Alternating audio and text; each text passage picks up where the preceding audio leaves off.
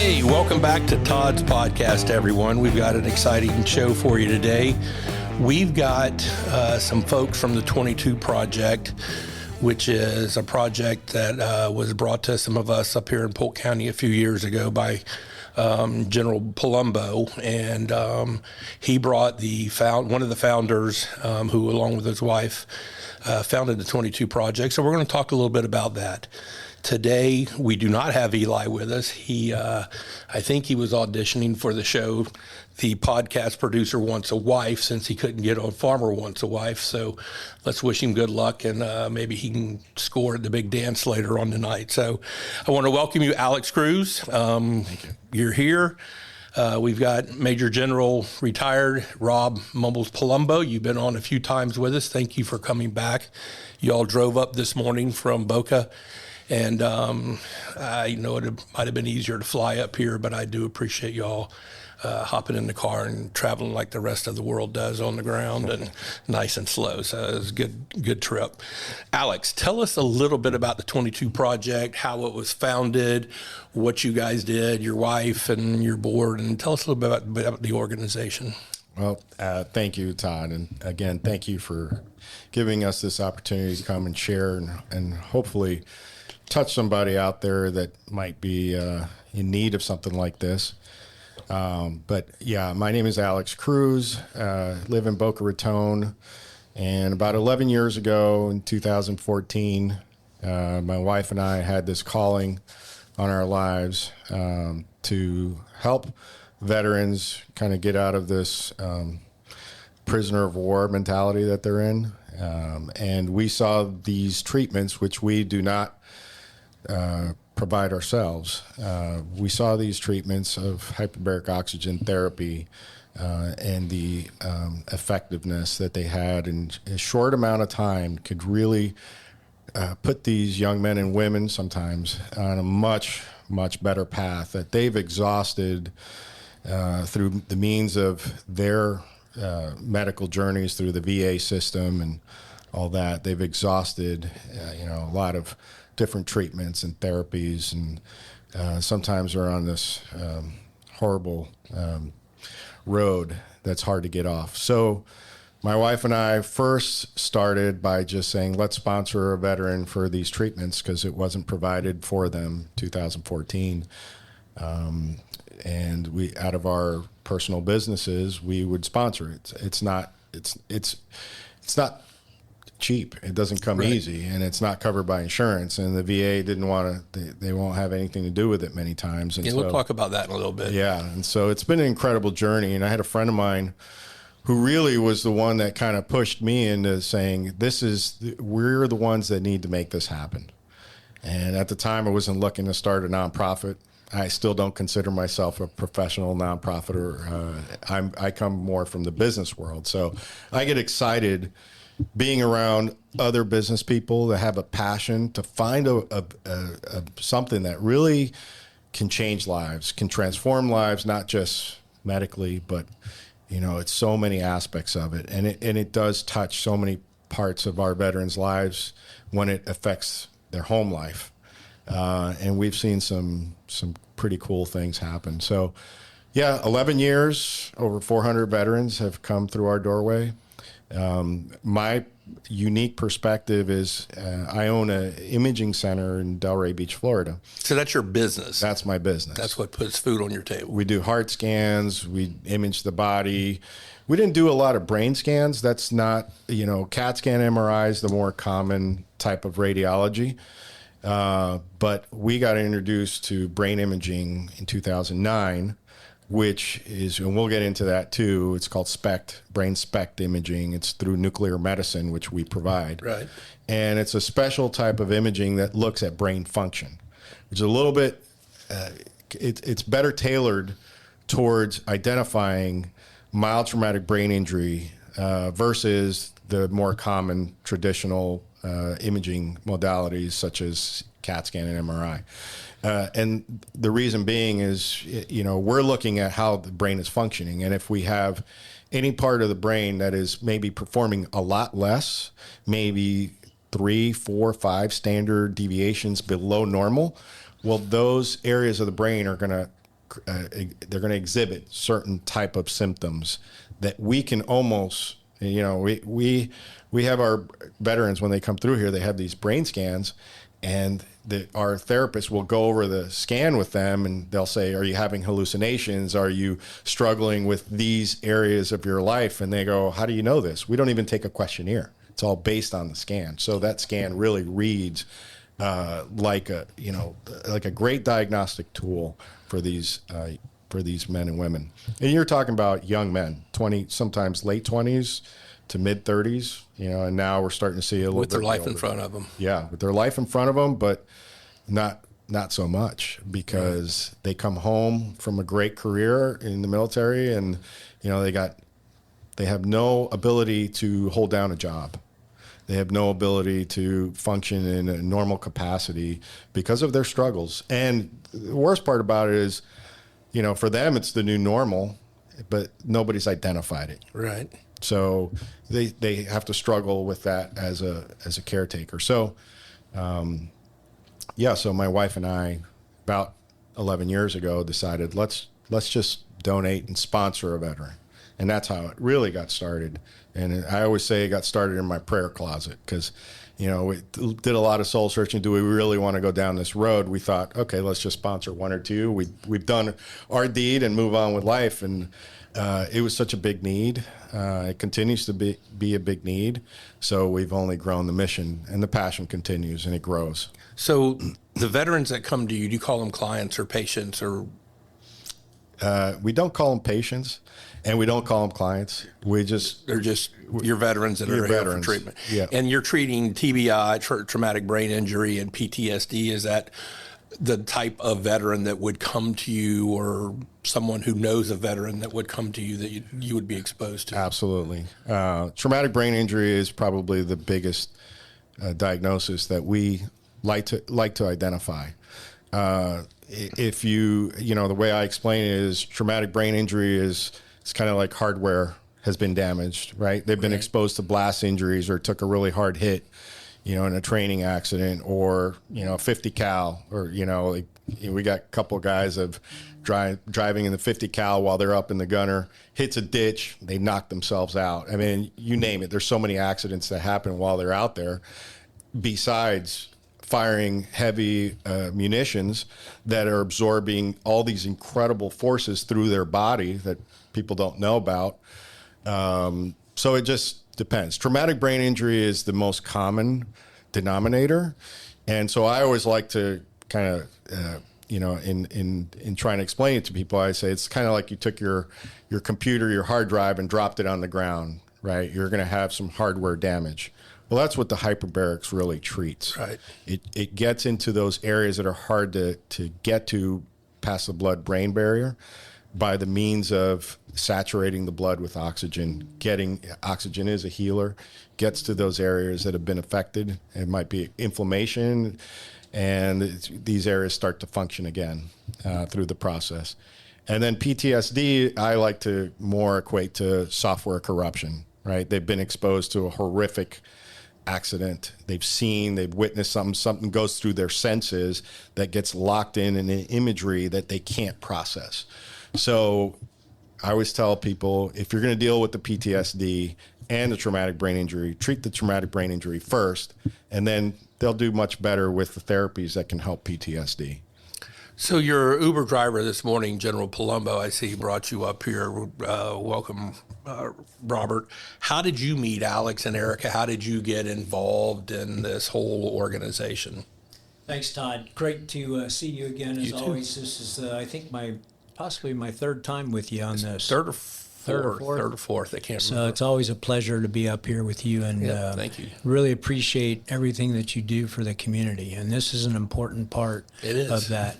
I wanted to get, before I got to that, we call them brothers and sisters. That's when they come in. Right. And I hug them and love them just like my brother Yep.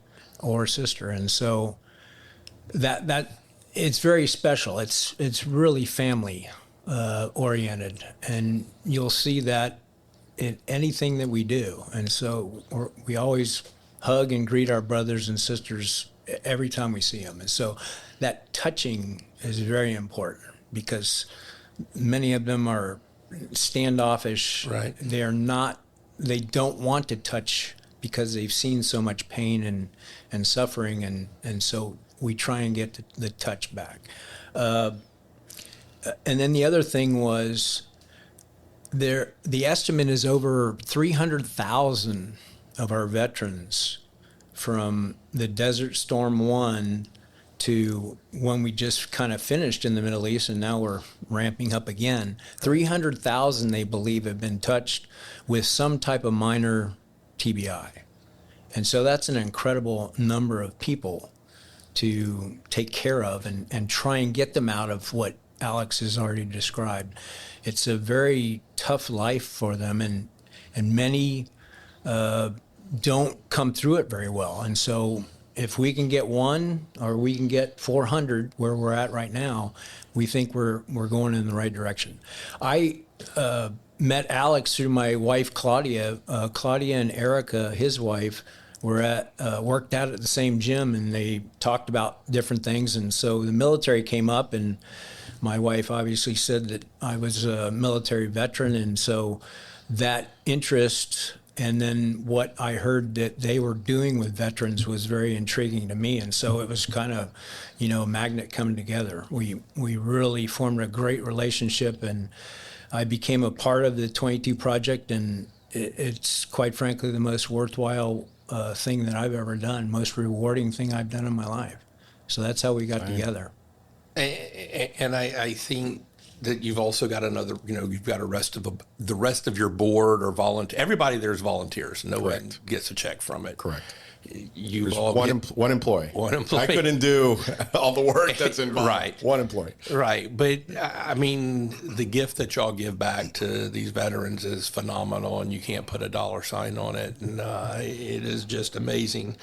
The therapy that you do, is it a long-term fix? Is it a short-term fix? Is it, hey, this is the first step in many?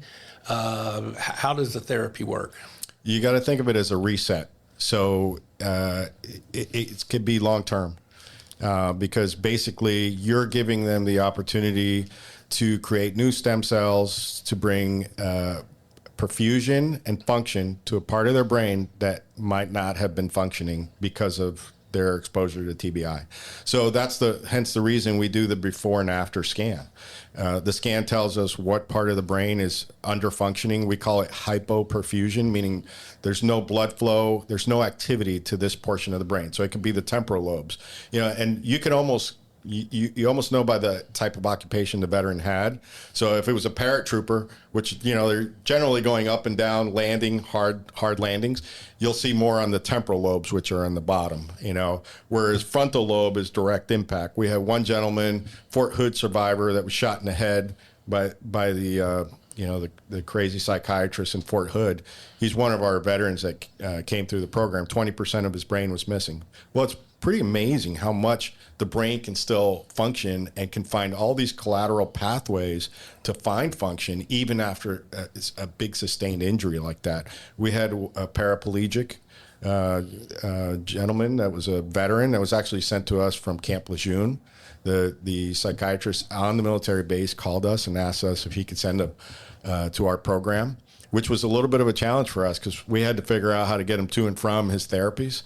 But the volunteers stepped up. You had a couple of guys say, I'll do the morning shift. I'll drive him to his appointments, and I'll do the afternoon shift. And while that young man was here, he not only improved, we got him to go do scuba diving, which was one of his dreams. He was able to go scuba diving in the middle of the ocean. He's actually in one of our newsletters. Do you know General Polumbo? Because he goes out free diving out there like a crazy person. No, not on this trip. He'll put you to work. I know. But yeah, so it is sustainable because we speak to veterans that have been through our program going on 8 years, and they haven't looked back. Do they need to come back for a tune-up is the wrong word, but for an interim type treatment or supplemental treatment, or pretty much after? Well, and we'll talk about the treatment and therapies that you do in a minute, but once they're done with your program, Are they done with the treatment part, and then you just continue to offer the emotional and support? Is that how you function? I would say that some would benefit from coming back. You have, particularly the special operators, because they've been, what they call downrange for so long. They've not only done deployments, multiple, sometimes 8, 10 deployments, but when they're not doing deployments, they're doing training missions. And the training missions, they're being exposed to blast injuries just as much as during deployment. So those fellows would probably benefit, but it's cost prohibitive, because that would mean we would have to prevent somebody new from getting that treatment to try to bring somebody back. So if I had my way, I would love to do that. I would love to say, yeah, you would benefit for another 20 or 30 come back. But, right now we can't. We have a wait list, because the word has traveled across the United States, not just about the hyperbaric oxygen therapy, but kind of the way we do things, which really, we're not leaving guys to sit in their hotel rooms in between these sessions, because they're doing 40 treatments while they're here. They're here for a month. They're away from their family in a strange place. So, sometimes having them here for those 30 days, it makes it an experience for them. And so you have a boot camp when you first go into the military. Why not have a boot camp to kind of simulate back into civilian life? Wouldn't that make sense to do that instead of just after a week just saying, all right, go home? But the military doesn't offer that. So in a way, this is kind of a nice little sabbatical for them to take a break and then go back and deal with all the problems that they might have been dealing with at home. Todd's podcast is sponsored in part by Saunders Real Estate, your trusted partner in land and commercial real estate since 1996. With over 125 expert advisors located throughout the Southeast United States, the full-service brokerage specializes in a wide range of property types, from farms and ranches to commercial buildings and development land. If you're looking to build your legacy with a confident investment, please visit SaundersRealEstate.com or call 877-518-5263 to connect with an advisor today. So, General, why isn't there a decompression time period is there when you get out of the military to spend 30 days to decompress, to kind of figure out how to re-enter into society, or is that something that the military does? Well, it's basically funding, and so you usually don't keep people on the books if they're not being trained for combat. Or so what they have is, like any other company, they have a vacation bank, if you will. And so normally when people are going to separate from the military, they have a vacation bank that was unused vacation because they were doing other things. Right. And so you utilize that in terminal leave, is what they call it, where you are per 30, 40 days, whatever you have left over on that vacation bank, that you're still on the rolls, but you're not training anymore or participating. But that's kind of your lead in to the civilian life again. So they just leave it to you on your own? Formal. There's nothing formal. It seems like something formal would benefit so many of these soldiers, especially the high-risk men and women that, are coming back and presenting with issues. Israelis do a great job with that. They give them a year before they enter back into their normal family life, which is great. It just almost seems like that would be cheaper than some of the treatments that, absolutely, and some of the other programs that are out there. What does that therapy do to help these soldiers accomplish? Give us a success story that, that your treatment has helped with. So, the common theme that we see with our veterans that are struggling by the time they get to us, the biggest one is post-concussion headaches. So they're dealing with severe migraines, sometimes 3, 4, 5 times a week. They have to take medications. They can't sleep. They have insomnia. So I don't know if it's because of the occupation. I mean, some of these young men that have been in some of these, Iraqi bases, they're experiencing, gunfire almost around the clock. So it's hard to kind of deprogram yourself. And you see this a lot in our police and our firemen too, where they have sleep issues too. So I don't know if it's part of the occupation of, always being in fight mode, so maybe that kind of throws off their circadian rhythm. But it's a very common theme. I would say about 98, 99% of our veterans have insomnia. They have sleep issues. So if you're not sleeping more than 5-6 hours a night, your brain's not getting enough rest for it to recover. And then on top of that, we'll see things as speech issues, memory issues. You're talking about 30-year-old men that can't remember what a ketchup bottle is. You have some people that can't put sentences together. Some people that have tics that we see resolve. So all these different symptoms is what the hyperbaric really highlights. And there's many more. Balance issues, sight. Sometimes certain exposures to light gives them severe headaches, so they have to wear special glasses. We had one young man, a corpsman here from Montana, out in bear country, that came to us. We never saw what his face looked like because he always wore these special shades that were super dark, big. They were specifically prescribed to him to block out certain frequencies to protect him from his headache. So he wore them around the clock in his house, day and night, because he couldn't deal without them. And after a week of our treatments, we're at a Panthers game, because Panthers one of our sponsors. Right. We're at a Panthers game, and here's this guy. I go, who is this guy? Oh, it's Jeff. I'm like, what? I didn't even recognize him. He had eyes. My wife goes, he's got beautiful blue eyes. Nobody would have even known. Yeah. Jeff is a different person today because of going through the program. So the TBI, the treatment is really is it to restore or to improve blood flow into the brain? Is that kind of dumbing it down for people like me and our audience that's here today? Yes. Yes. So that's really what the treatment does, is Correct. to get the blood flowing again, so your brain starts to function a little more normal than it was. Absolutely. It's an injury. So like any other injury, when you get the right therapy to it, it can respond. So hyperbaric oxygen therapy is FDA approved for diabetic patients that have wounds that don't heal on their extremities. And usually because there's lack of blood flow getting to that part of the leg. So they put them in a hyperbaric chamber, and it's able to saturate not just the hemoglobin, which is our red blood cells. Those are the normal carriers of oxygen molecules to our organs. It saturates the plasma, which makes up about 45% of the blood volume. Now all that plasma is 100% saturated with oxygen, and now that oxygen gets delivered into these small little crevices in the brain that have not seen the light of day for a long time as far as any oxygen or function. They start to stimulate stem cell production, starts to stimulate blood flow. And lo and behold, these guys, the common theme that they always say is like, the fog is lifted. When you hear a guy say, things aren't foggy anymore, okay, you're in a good place. Did you know any of this before you started this?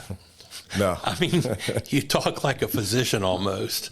No. I mean, the things that you've had to learn and that you've just learned from being around it has got to be phenomenal. And Erica and everyone in the organization is learning the scientific part of what y'all are doing.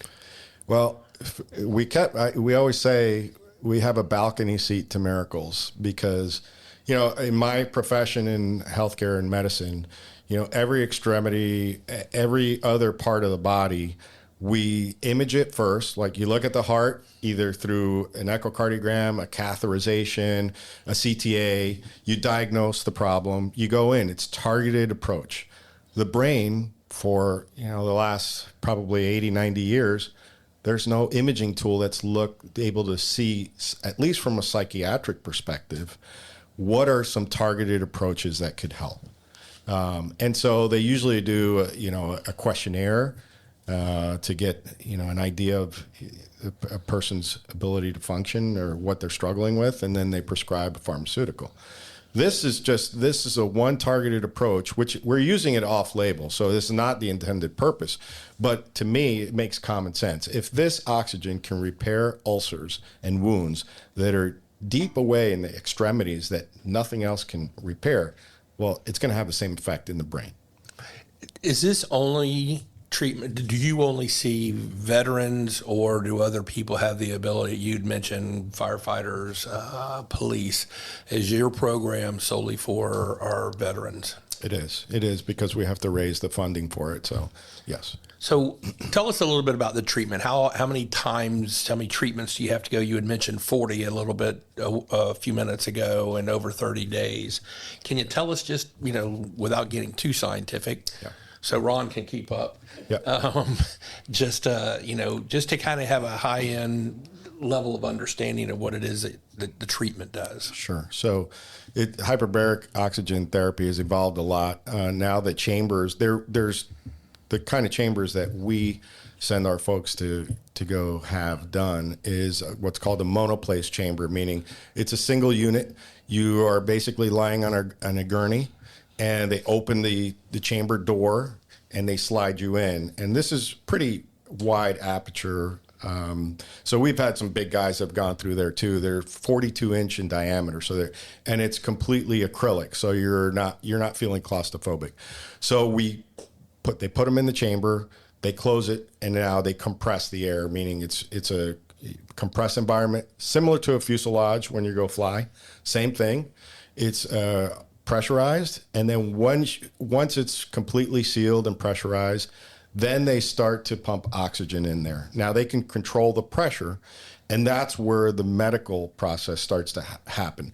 As you increase the pressure, things in the body physiologically start to change. So the normal treatment level that we put our veterans, at least where we start them, is 1.5 atmospheric pressures, which is about the equivalent of being underwater 33 feet, that type of pressure. The location where we send them to, they'll go up to sometimes 2 atmospheric pressure, which is a little bit deeper. And depending on the type of syndromes or the type of exposures that they've had, sometimes going a little bit higher atmospheric pressures will tend to do a little bit more as far as the medical side. How long does each treatment last? 1 hour. Each treatment, no matter if it's your first or your 40th? Yep. They take you to pressure, and then once you're at pressure, you're there for a whole hour, and then they bring you out of pressure. So it's roughly about an hour and a half, because you can't just, you got to take them down to pressure. You got to clear your ears as you're, approaching those, right, those pressurized. And then once you're at pressure, then you're breathing oxygen for an hour. And you do that twice a day. Okay. Not consecutively. Okay. So you take a day or two off here or there. No, so let's say you go in at Monday at 8 a.m. You'll go for an hour and a half. Then you got to wait 4 hours, because you can't do it within 4 hours. You run the risk of being exposed to too much oxygen, hypoxia. So you got to have a 4-hour window, come back later on in the afternoon and do a second round. And so we'll do that twice a day for Monday through Friday. They take the weekends off for a total of 40. So they're here for 4 weeks. Each week they're doing 10 dives. We call them dives. How many veterans do you do at a time? Or is it typically one a week, or one veteran at a time? Or I know you got a waiting list, and it sounds like if you had enough money, you'd be taking care of everybody. Yeah. And we're going to talk about that in a little bit. Right. But how do you stack the treatments up for the veterans who are looking for treatment? So we're very fortunate. We budget our year and we plan ahead. So we always raise the money first, and then we can really forecast how many veterans we can treat. Our goal is always to treat, seems like 4 to 6 at a time is kind of our sweet spot. And there's many reasons for that. And part of it is we want these guys, while they're here, because they're from different parts of the country, we want them to form a team and encourage each other and push each other and build that camaraderie again. So we fly them in here on a Thursday. They all arrive at the same time from different parts. We'll have a orientation dinner Thursday night, kind of spell out what are all the things that they're expected to do while they're here for a month, places to go, things to see. Some of the prior veterans will leave, dishwashing soap and all the other stuff that they bought, so these guys don't have to spend the money. Right. And then they're here for a month, so we treat 4 to 6 at a time. We've done as many as 10. It gets a little crazy when you're trying to help that many people. So when a soldier comes in, and we'll talk about the fee, but once they get here, they don't pay for anything. They don't pay for the motel room. They don't pay for a rental car if that's what's needed, depending on where they come from.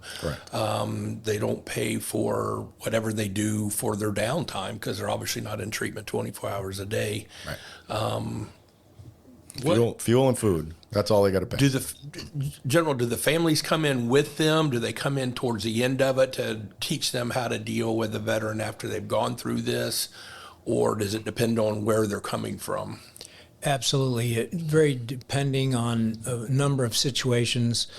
First off, the number one thing is if the spouse or significant other, they have a really good relationship going right now, or sometimes separation helps things. So I know Alex kind of recommends that they come alone because we want to focus completely, and it's a selfish kind of thing of we want to focus completely on that individual. And so to have distractions, having to, come back and do things with the family or kids or things like that, we see as a distraction to this very concentrated effort to have them introspectively look at what's going on, not only in their body, but their mind and soul.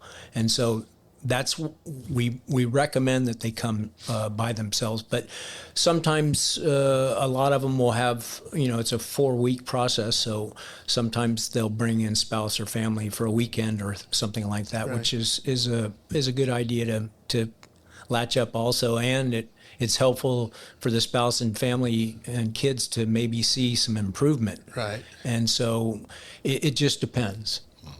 What is there any family counseling that goes on? And I understand if the family doesn't come in with them, but while they're being treated, is there someone that does telehealth or whatever that says, "Hey, this is what your spouse is going through, or significant other's going through, and this is how we hope they go home." And what do you do with the children? I mean, as an adult spouse, you at least have the ability to process things as an adult, but some children are going, "That's not my mom or my dad that left me." Yeah. We're very fortunate. Our executive director, who is the only employee, she is a licensed clinical social worker, and she's a therapist. So if she identifies any of those needs, she's able to point them to maybe a partnering organization that's more geared towards that. But from a direct perspective, the 22 Project does not offer family counseling. Okay.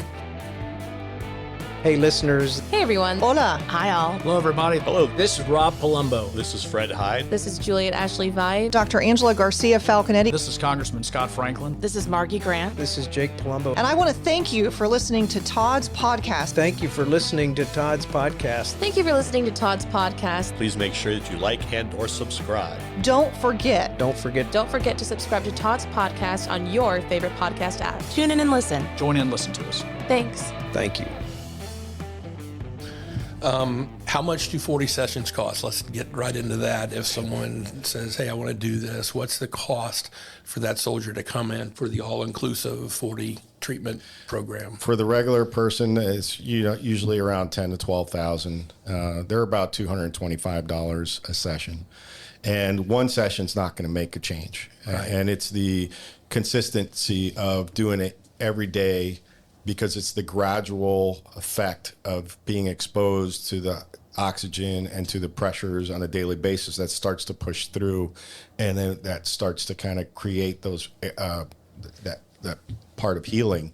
Whereas if you just did it for a few days, now let's say you had surgery, our good buddy Scott just had shoulder surgery, torn rotator cuff. I said, "Scott, contact the owner and say, hey, why don't you go and pay for 10 rounds of hyperbaric oxygen?" Great idea.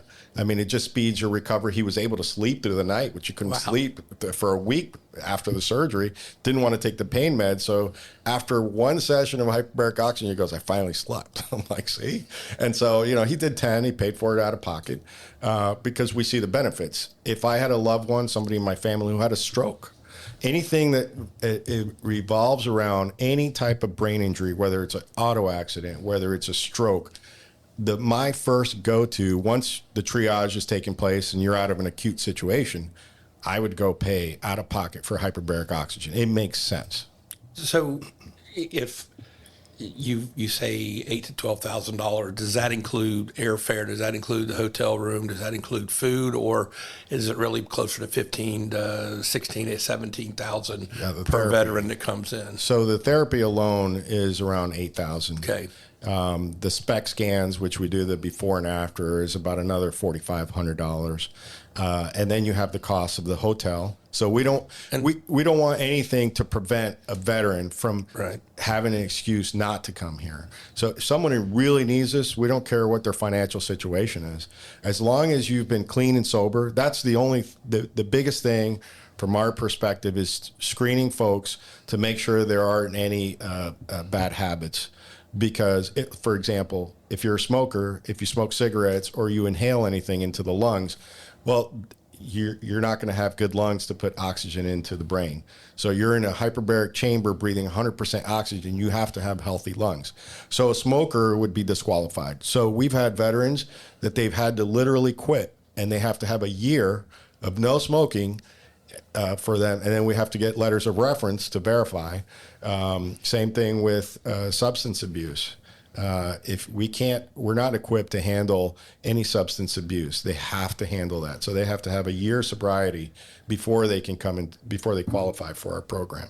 Does it work for dementia or Alzheimer's, or is that not something that y'all are expanding or looking into yet?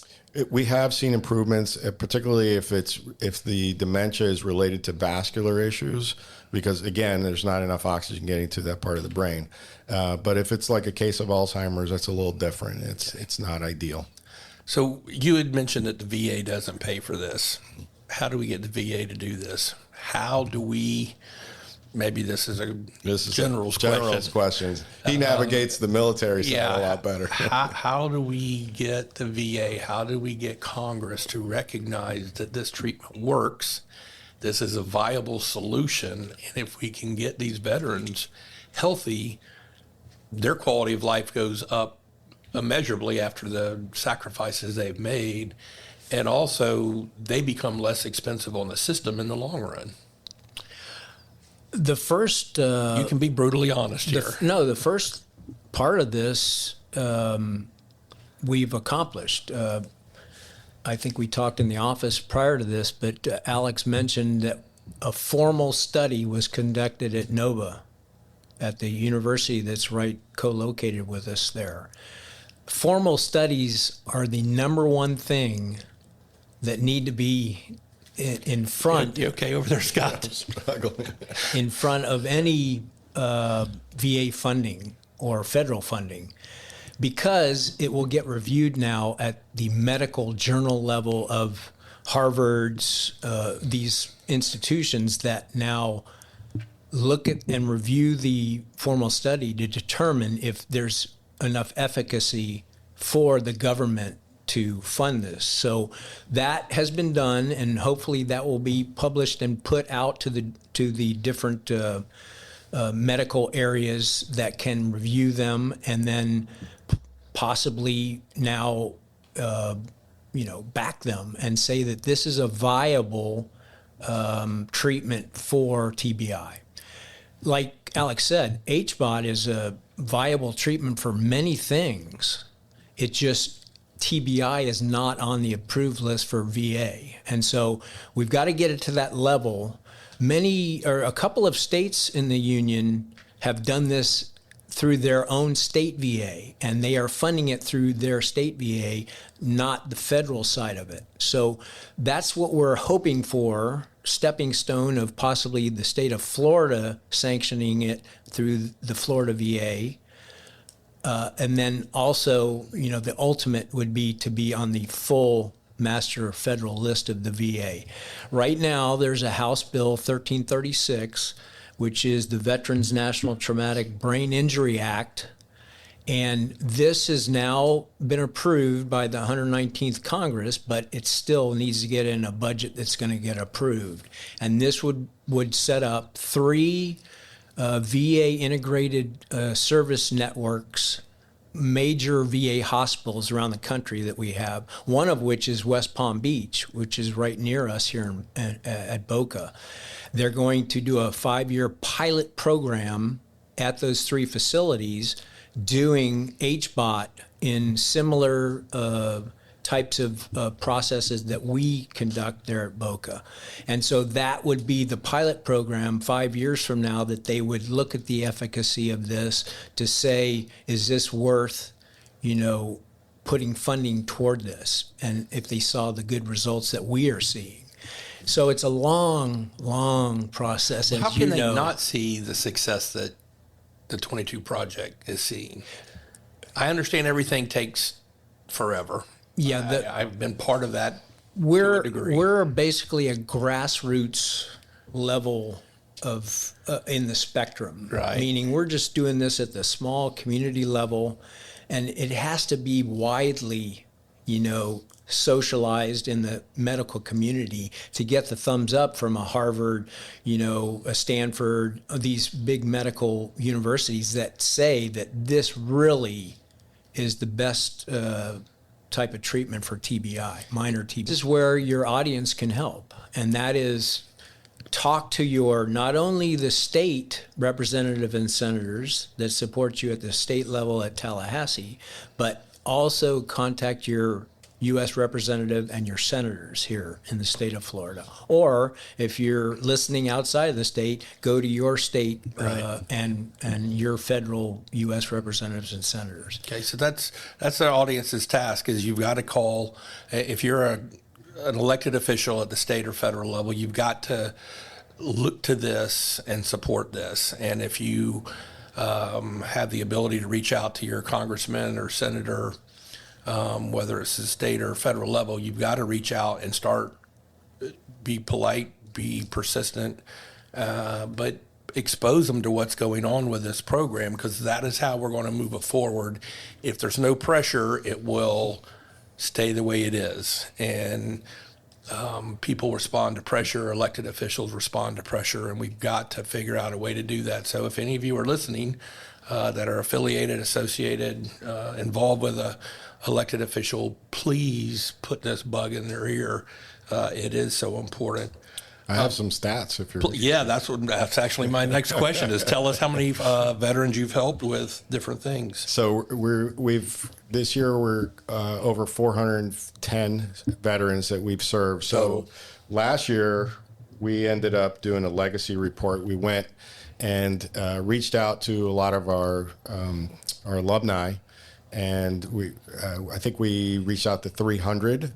So it's a pretty sizable group. Half of them responded back that they wanted to be part of the survey. And so we got a lot of that data, which I could send to you if you want. You can publish it. But it's really, really good stuff. Feeling isolation, prior to HBOT, 75% of the people polled were scoring 4 to 5, 5 being the most severe. 75% were scoring 4 or 5. After HBOT, is that for suicidal tendencies, or that's is that just for feeling isolation? Okay. 60% improved and went from a 4 to 5 to a 1. Oh my gosh. Family relationship problems, 66% were having severe problems. It improved by 63.8%. Headaches went from 72.7% before HBOT, improves 70.4%. So big portion of it. I mean, and this is the stats: anxiety, depression, PTSD symptoms. They've all reported between 60 to 70% improvement from the folks that answered back. And the suicidal thoughts, before HBOT, we had about 40% were reporting suicidal ideations at a range of 4 to 5 on their score.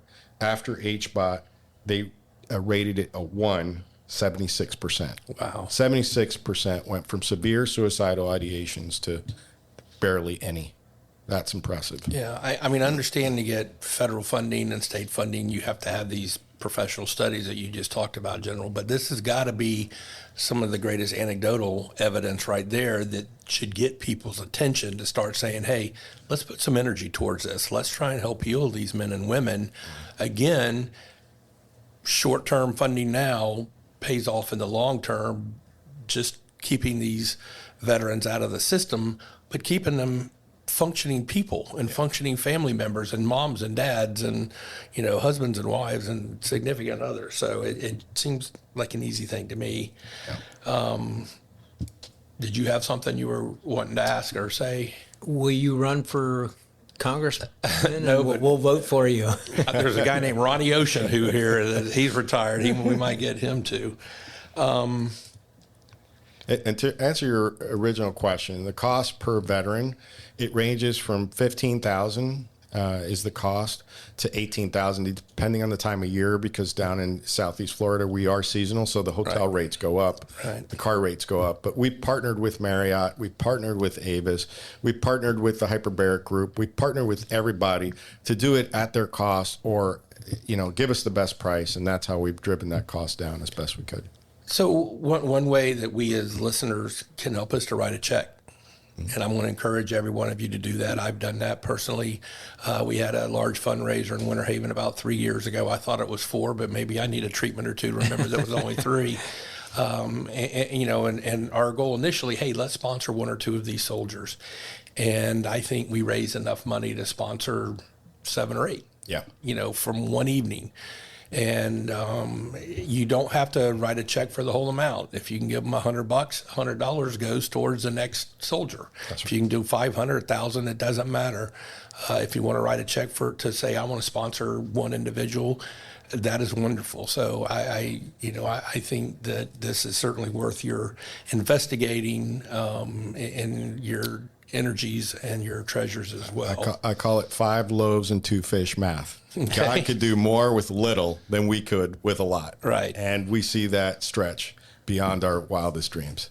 Are there any other therapies that your organization offers for veterans, or is it strictly the HBOT and the treatment just for this? I mean, you're really laser focused, it sounds like, which I think is probably good. Yeah.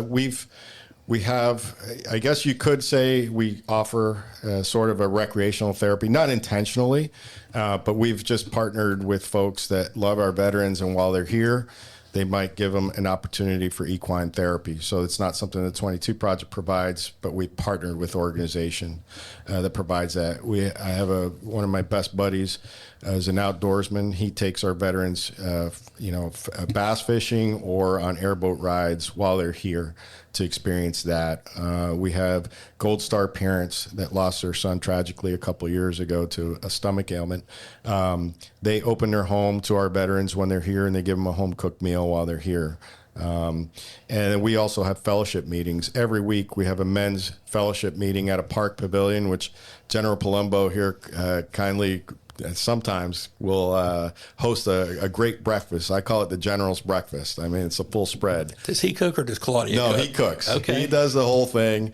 He makes the hotcakes. He cooks the bacon, everything. That's a treat. We get that a couple times a year. And then we have every other Saturday, what we call affectionately, we call it Camp Snow. And it's in honor of Andrew Snow, that young man I just referenced about his Gold Star parents. He was a big believer in fellowship.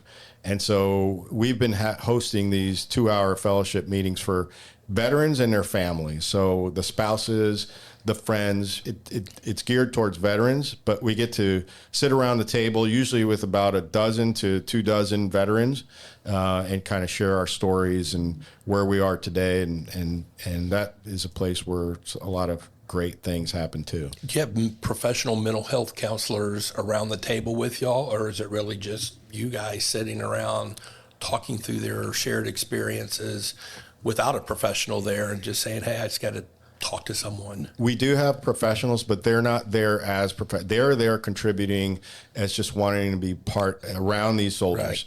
Right. We have we're blessed to have a very brilliant physician. She's the head of Nova Southeastern University's neuro center.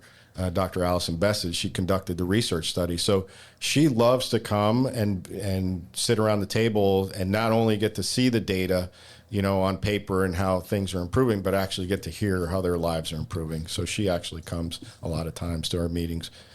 What about red light therapy and cold plunges? I read something about that. Is that like an official therapy, alternate therapy that you do as a part of the 40 visits? Yeah, we partnered with a company called Restore, friends with the owner, and he offers red light sauna. He offers cryotherapy. He offers compression stockings. And a whole host of other free services, ancillary services. So while they're waiting for that 4-hour window in between the 2 hyperbaric sessions, they have the opportunity to go in and do those other therapies as well, which Todd, you're right. It does help generate stimulation to the body to detoxify. And anytime you detox the body and the brain particularly, they're going to have much better outcomes with the hyperbaric. If they start smoking after or taking up some of the habits they had before, does that diminish the 40 sessions? Do you find that some of the soldiers say, hey, I kicked it for a year, I got to get back on nicotine? Or do you monitor that, or you just say, hey, you're going to do better without it? I mean, obviously all your health is better without this. Yes. So you have a reset. Smoking cigarettes or something like that, it's not going to be detrimental to your brain the way it was before, because it wasn't the cigarettes that caused the brain injury. It was, hitting your head or being exposed to blast injuries and then not having a way to recover it. But if you're drinking alcohol every day, obviously that's going to alter brain function. So right. Yes, it could diminish some of the benefits. Life habits do play a factor in this. Hey everybody, this is your host Todd Dantzler. As most of you know, I'm a partner with Saunders Real Estate and have been a very active and working broker for over 42 years. I have fostered strong relationships throughout the state of Florida, working on properties ranging from agriculture and development land to multifamily, commercial, and industrial projects.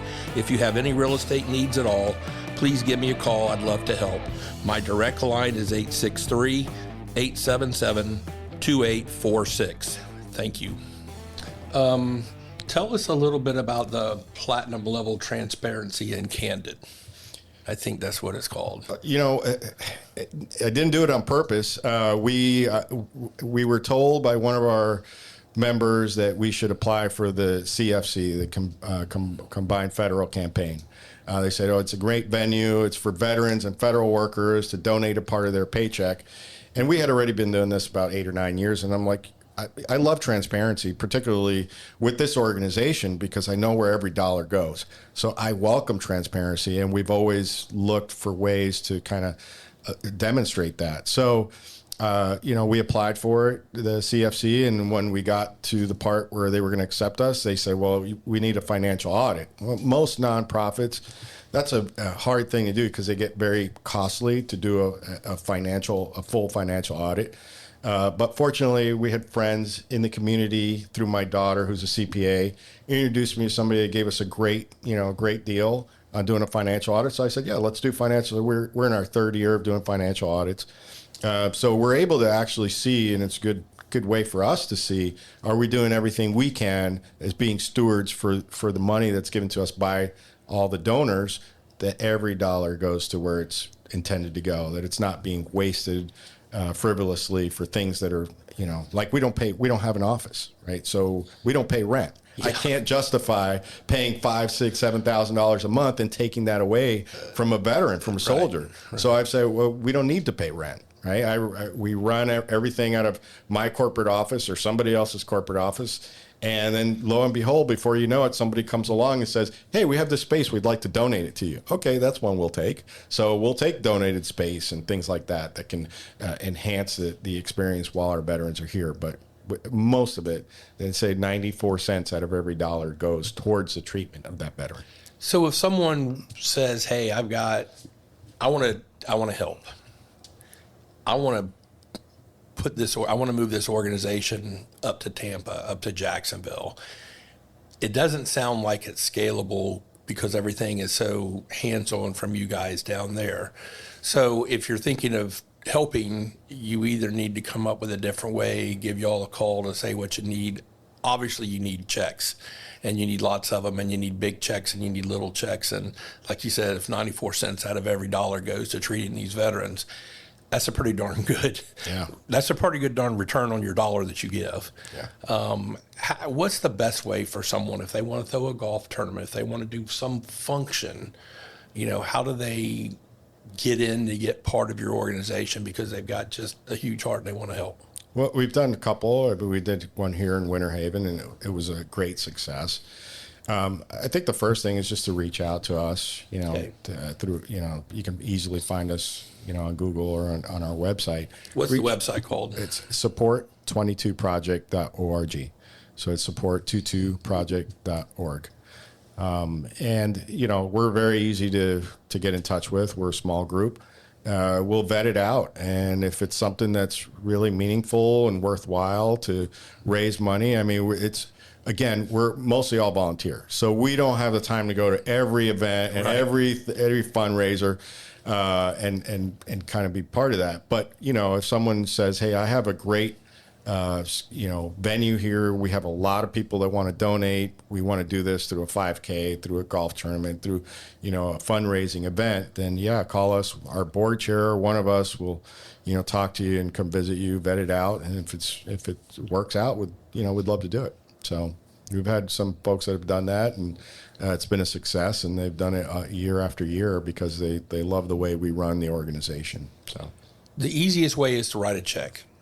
The other way is to give y'all a call or go through the website to talk about it and come up with something really cool and eventful and memorable that will make a huge difference. Besides just individual people writing checks, we've said probably community between Alex and I, 20 or 30 times already. And it's community. And so I see more of possibly, one example of a company, small or large, that says, hey, we'd like to support 3 veterans a year. And so the company comes together, and voluntary donations, and that company signs up to support 3 veterans a year. And so that's, really the community part of this, of a shared, contribution. And so I throw that out wherever I go instead of just individuals feeling compelled to send an individual check. Have a group, have something that they are all unified in doing, and it's a great and service clubs. Yes. You got Kiwanis, you got Rotary, you've got all kinds of service clubs that could say, hey, I can't do 15, but I want to sponsor $5,000 towards one of these soldiers. And oh my God, that makes such a difference because you get 2 other clubs and all of a sudden you've sponsored a soldier. Yeah. And, you've made a difference in that soldier's life and their family's life and hopefully for the long run. Yeah. And we have an alumni, Brian Fleming, Blown Up Guy, which you met. Yeah. He's got this gift for making some high quality videos, and as an alumni, he loves to give back. And so we have so many video testimonials on our website that are very impactful. And, not just reaching out to the business communities to raise money. I think at least from my perspective, because I'm very passionate about the cause, is I'm hoping that this reaches maybe the wife of a veteran or the mom and dad of a veteran that's hearing this for the first time and saying, maybe this is something that my son could really use because we've seen him spiral and we don't know what to do. Right. And so this is I'm hoping this will tug on the heartstrings of either a loved one or on the veteran themselves that says, I've tried everything, I'm about to give up and this is my last shot. And look us up. Yeah. That's what we're here for. At the fundraiser that we did in Winter Haven, we had some buddies that kind of spearheaded it, and Robert, you spearheaded it from down south. But at the event, you had brought a couple of graduates, alumni yes. from the program, and you talked to them, and it just touches your heart, the stories, the struggles that they've had, that they and their families have had, and the difference that this treatment makes, and it'll pull on your heart. And again, not everything has to be a check. You do need money, you need lots of money, but there are other ways to help, certainly prayer, and other things, and get creative and, come up with an idea. track them down on the website. If you don't know how to find them, find me and I'll help you get in touch with these guys. Is there anything we haven't talked about that you were thinking, I want to tell another story about some of the success? I mean, you could probably talk for we'll be here all day. Hours, and we can do that at lunch afterwards. But what's something that we forgot to talk about that you would like to? Let's talk about the secret sauce. Sure. The reason I'm affiliated and continue to be affiliated with this is just what I just talked about, the community part of this. The medical side of it, the HBOT, it's miraculous. It's miracles made fresh daily when you just see that. But what the real secret sauce is not only the body, but the mind and soul. That we bring people in and we touch those pillars of their life also. And that's what draws me. I mean, I'm a changed person after the last 3 years of going to these meetings with these brothers and sisters, looking at people that have gone through literally hell. And I look at my life and I complain about, having to do something that it just doesn't, Hey, my I don't elbow want hurts to do today. it right. Yeah. And so I look at this and I go, there's so much more out there. And to be a part of that, it's an incredible, the hour and a half session we have on Friday mornings, we all of us hate to miss. And Alex has been going on even before HBOT. He met with brothers for 11 years now? Yeah. This has been going Every on Friday. at a little venues. We're out in a pavilion in a public park. And so that's the secret sauce. And that's what I think they take away from this 40 chamber sessions. That's the really important sauce that They're they not take alone. home. They're not alone. Absolutely. And it's community. And it gets them back together in community. And they're mixed in with civilians. So you have veterans that are here visiting that have probably never, experienced anything like that. And they're in a community where they go, this is different. So there is a redemptive side to what we do.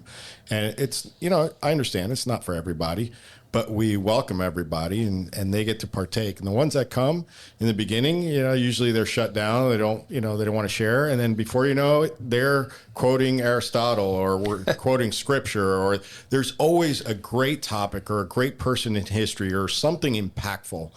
I could tell you for the last 12 years of going every week on Friday, sometimes I walk in there because it's at a park pavilion. You're in flip-flops and T-shirts. It's a men's meeting. We go in there and I go, I got nothing to give, right? But I walk away from there feeling like a 10. I'm like, it's so inspired when you leave there. And, it is as Rob put it, the secret sauce, because we would not know how these men's lives are changing. There's something we talked about earlier that, veterans, when they're dealing with not just the injuries from war, traumatic brain injury, you're talking about PTSD. Well, that encompasses moral injury. You might have had folks that lost somebody on a battlefield, a close best friend, a brother of his or a sister on the battlefield, and, they have to deal with that when they come back home. Or somebody, lieutenant colonel that gave an order for someone to go out on a deployment that cost them their lives. They have to go back and face the parents sometimes and tell them that and live with that. And then you have, besides the survivor's guilt, you have folks that have been, they don't have a community to come home to. They don't have that camaraderie that they had in the military. I've never met a single soldier that has come through our program, no matter what hell they've been through. They could be missing limb. Their life can be in shambles. They would all say, I would do it all over again. It was the best time of my life. Where else do you do you hear that? So we get to share and partake. And for me, particularly being a civilian, not having a military background, it's a privilege because they let you into their world sometimes. You've earned that right to be invited in. So, yeah, I think that is the secret sauce that really we see lives change. And I've seen several of them go on to, just unpack. I always say, hey, it's time to unload that rucksack you've been carrying for the last 10 years. And they leave it right there. They come back, they're transformed. It's incredible. Well, I want to thank you both for coming up and for all that you do. I want to thank God for touching your life and Erica's life, for bringing this into your mind and body and soul, and for giving you the ability to create this organization. Create this organization. And Make Robert, great friends along the way, right? God, yes, everyone. I mean, you walk away and you're buddies with everybody. Yes. And General, thank you for bringing Alex to us and introducing him to our friends up here in Polk County, and Mike and Scotty and Mark and those guys that decided they wanted to jump on board and have that fundraiser a few years ago. And can't thank you enough for what you do, Scott. All the rest of your board, I haven't met them all. I met a couple of them, but all the men and women that are down there working so hard and volunteering. Like you said, you've got one paid staff person that handles a lot of the admin stuff, but every one of y'all donates and gives so much. So thank you. Can I close by thanking Mr. Saunders, Mr. Ralston, and yourself? Sure. I mean, your community. I mean, this is the epitome of community. You and your company have taken the 22 project and cradled us. And so you've supported us over the last 3 or 4 years and continue to do that and send it out to not only to this audience on this podcast, but your community here in Central Florida. And we really, really do appreciate it. Absolutely. Well, what we've done is significant, but it's small and compared to what y'all are doing, and we're proud to be part of it, and appreciate it. And thank y'all for coming up. Thank you for being here. Again, if you want to find out more about the 22 Project, go to support22project.org. If you want to write a check, there's an address. You take credit cards, you take money any way you can get it. And again, it is a very worthy organization to support, and we hope that you'll jump on board and get involved. So thank you very much for listening to today's episode with Alex Cruz and General Robert Mumbles Polumbo from the 22 Project.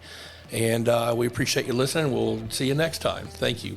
Thank you, Michael, for running the board today while Eli's out trying to find a wife at getawife.com or wherever he is.